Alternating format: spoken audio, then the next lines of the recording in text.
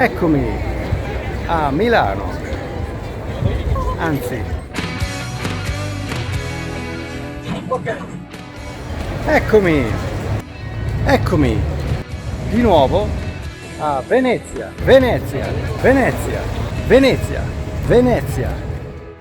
la Serenissima, la città lagunare, una delle più belle e romantiche città al mondo. E non a caso molti film sono stati ambientati a Venezia. Abbiamo infatti ben 3 film di James Bond, ma anche lo 007 letterario è passato di qui. Nel racconto Risico, tratto dalla raccolta di storie brevi Solo per i tuoi occhi del 1960, l'indagine di Bond parte a Roma, ma arriva qui al Lido di Venezia, dove mi trovo in questo momento. E tra l'altro in questi giorni c'è anche la Biennale del Cinema. Praticamente il Lido di Venezia è tutta una spiaggia ed è quella sottile striscia di terra che separa di fatto la laguna veneta dal mare aperto, dal mare Adriatico. Anche nel romanzo di John Garner, Niente per sempre, del 1992, James Bond passa da Venezia e alloggia al prestigioso Hotel Cipriani. Il finale del film A007 dalla Russia con amore del 1963 è ambientato a Venezia.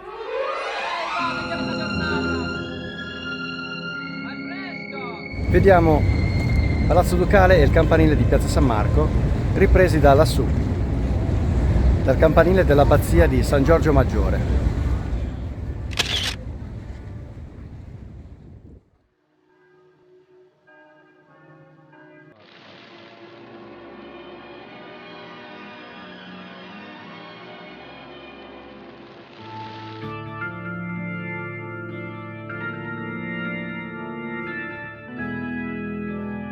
In particolare vediamo il Ponte dei Sospiri, sebbene gli attori non siano mai stati effettivamente sul posto, perché in realtà le riprese sono state girate in studio, sovrapponendo lo sfondo della bellissima città lagunare, utilizzando una tecnica molto comune nei film dell'epoca.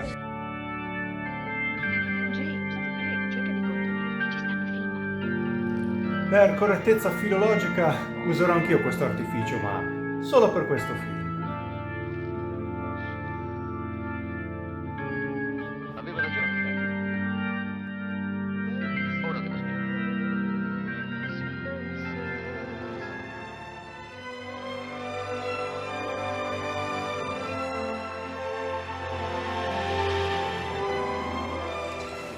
Come abbiamo visto per Dalla Russia con amore, anche il finale di Casino Royale del 2006 è ambientato a Venezia.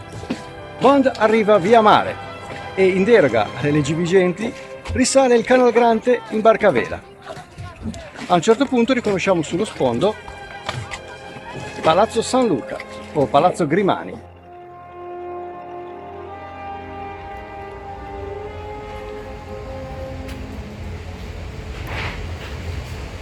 A un certo punto Bond e Vesper passano davanti al campo della Pescaria, dove ogni mattina si tiene il mercato. E Vesper scorge un'inquietante presenza che la turba non poco.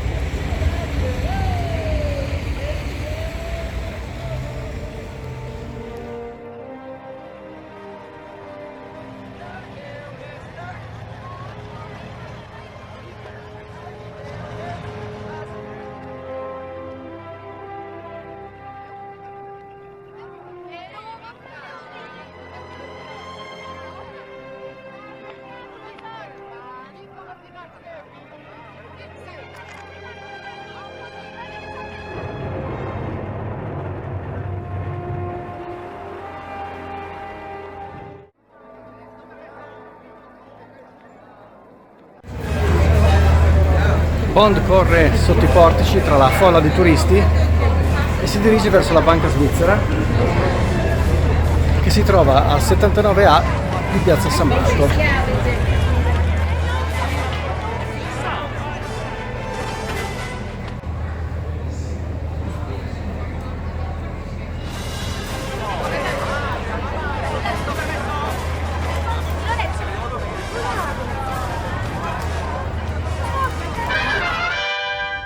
Ok, senza folla è molto meglio.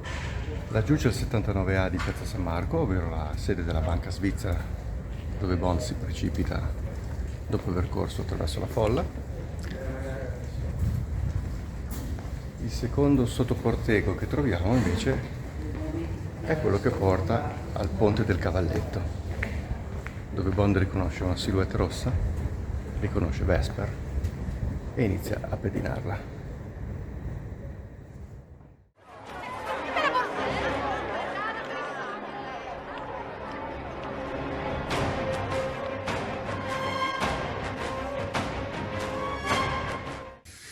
Bond segue Vesper nel labirinto di vicoli e riconosciamo il Ponte del Cavalletto all'estremità nord-occidentale di Piazza San Marco, a cui accediamo attraverso i portici.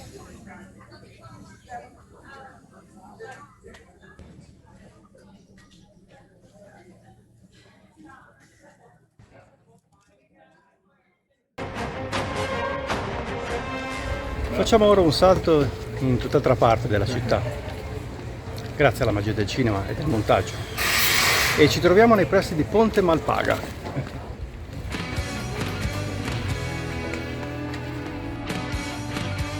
Continuiamo a seguire Vesper e ritorniamo relativamente in centro, siamo abbastanza vicini a Piazza San Marco e Vesper si infila qui, nel sottoportego delle colonne.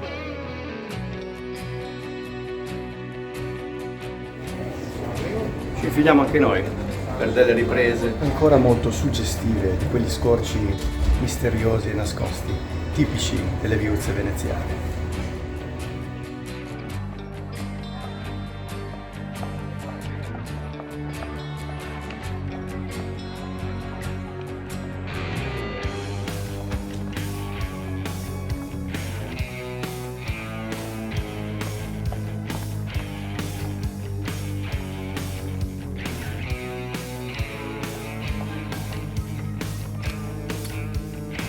Bond ha pedinato Vesper fino a qui. Siamo nel cortile del conservatorio Benedetto Marcello di Palazzo Pisani e se la location sembra familiare è perché era già stata utilizzata in Moonraker Operazione Spazio del 1979, come abbiamo visto nel precedente episodio a cui vi rimando se ve lo siete perso.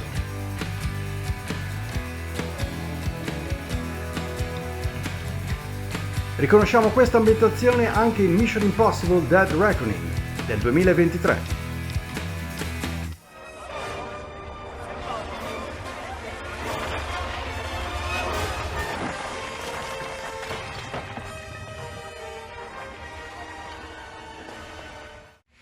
Qui è stata girata la famosa scena con il crollo della casa. Attraverso un ingegnoso effetto visivo è stata semplicemente sovrapposta l'immagine di un modellino. Nella realtà riconosciamo i due edifici adiacenti, ma la casa che affonda nel film è differente ed è appunto un modellino col suo crollo ricreato attraverso la computer grafica. Infine, al termine di Casino Royale, la barca a vela di Bond è attraccata alla terrazza del pontone del prestigioso Hotel Cipriani, sull'isola della Giudecca.